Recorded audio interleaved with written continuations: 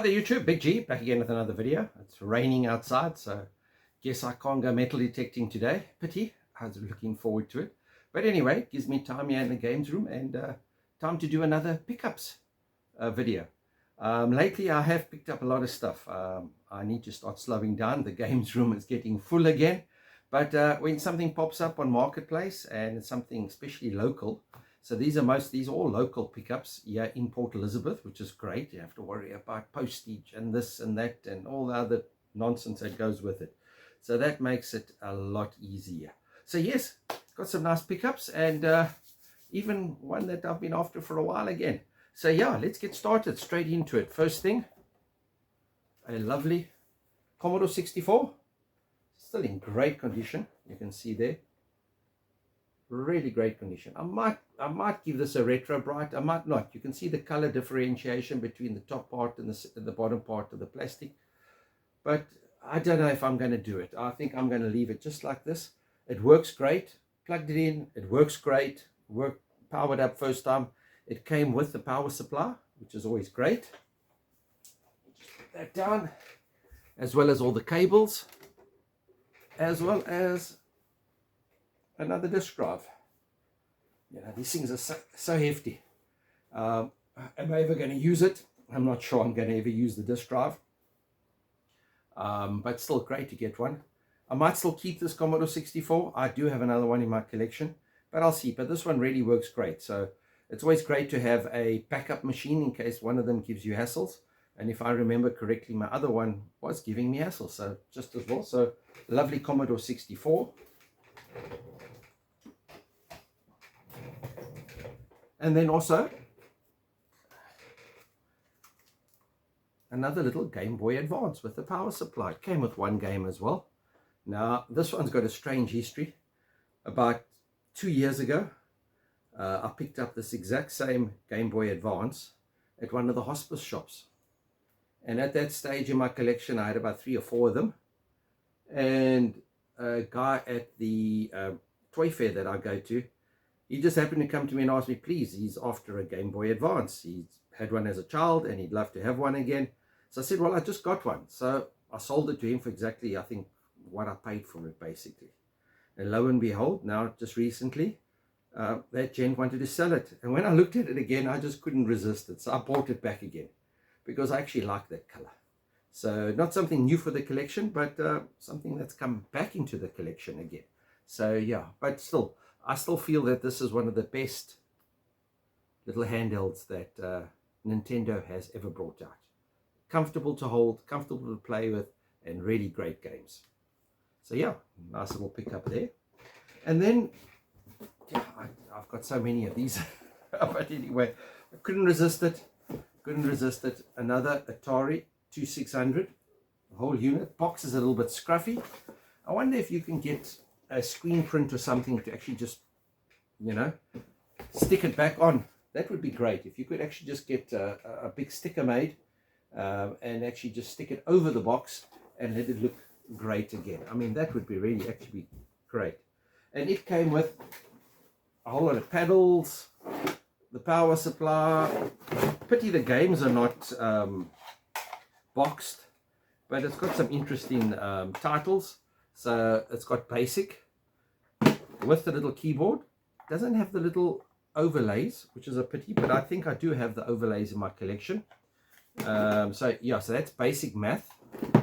Then it has the basic programming, and then code breaker, and then bridge. So I got none of these actually in my collection, any of these games. It's got all the little manuals that came with it, but unfortunately not the boxes. Always the boxes. That always tends to be the problem. And I've got the machine set up here next to me. Here it is actually over here. And I've got my favorite game plugged in there. And I was playing a little bit of it. And I'll switch it on just now when I'm finished here. And we can play a little bit of River Raid. My favorite game for the Atari 2600. As well as for the Atari XLs. What a great game. And then moving on. Oh, with that same bundle, the Commodore 64 and the Atari 2600, came another GameCube in the official GameCube bag. this will definitely be sold or traded. I don't really have a lot of GameCube stuff in the collection, but anyway, the actual unit is really, really clean, really good looking, clean, no scratches, etc. And it came with 2 controllers and the power supply and a memory card. And what's nice is even the original official Nintendo controllers in great condition, and then 1 generic controller. So nice pickup, something nice to have on the table for trade or for sale. But still, that came with that collection. And then the main thing that I was after with that a local pickup, so the Commodore 64, the GameCube, the Atari 2600, was this one. This little unbranded box holds the very first computer that was commercially available here in South Africa, as far as I know. And it's always amazing that those early computers, there was no branding on the boxes, but it's nice to get the original box for it. And I'm sure a lot of you have guessed what it is.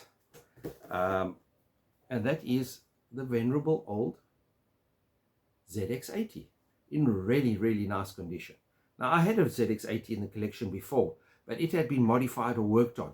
And this one has never been touched. And I'm sure it probably works, for all I know. It's got the power supply. I must actually plug it in and try it, but I'm always wary with something this old.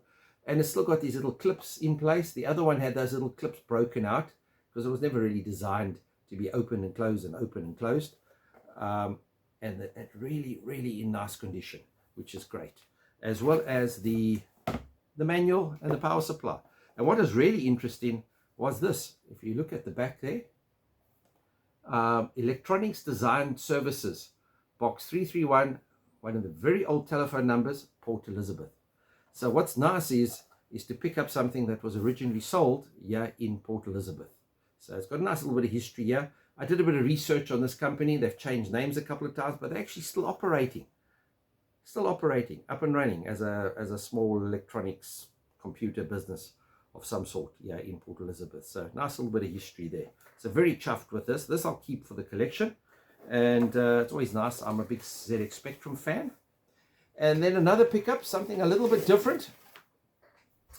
You know, I collect a lot of different things. So I also love collecting the old sticker books.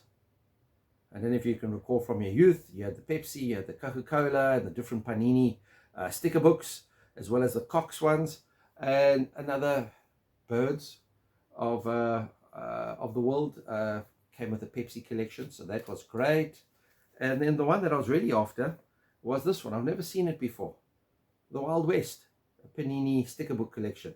These are all rather old, all from the 70s, early 80s. So great. Not complete, and I don't think I'll ever get them complete, but most of the stickers are there.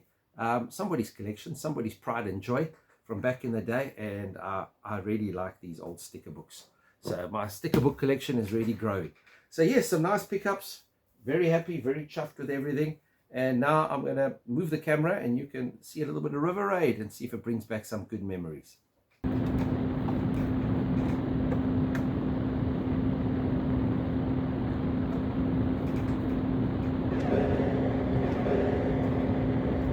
And what a great old game.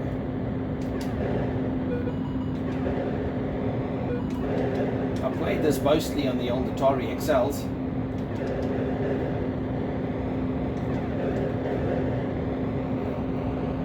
And this is just hooked up to the normal RF TV aerial cable.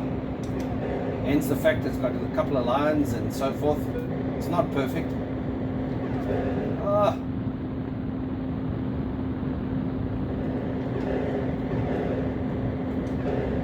But old Carol Shaw from Activision, one of the greatest games that came out back in the day, as far as I'm concerned. Smooth scrolling, great action,